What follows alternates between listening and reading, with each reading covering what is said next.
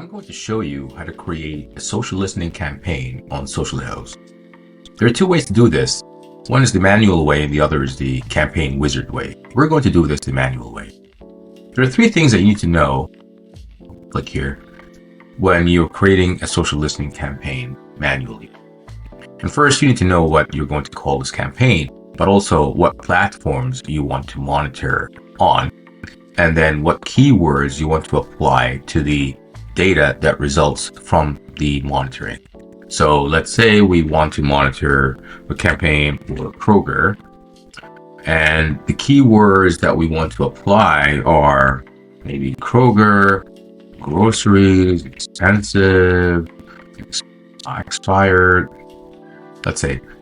And we want to monitor X for Twitter, Instagram, Facebook, and maybe Reddit. Now, how do we say save campaign? Now, when we create this campaign, there's nothing that's happening. We're not monitoring anything. We have selected the platform, but we have not given it any queries. This is where we go to live search. And in live search, we manually create each query for each platform. We can have more than one search. So on Twitter, we could be searching for any Kroger mention, just Kroger.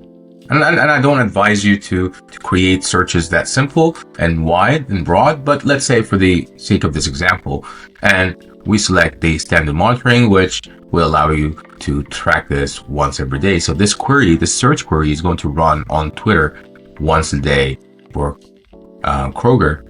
And we want to maximum documents returned. We want maximum of 100. We can increase that, but for now, 100 is good enough for the that we create.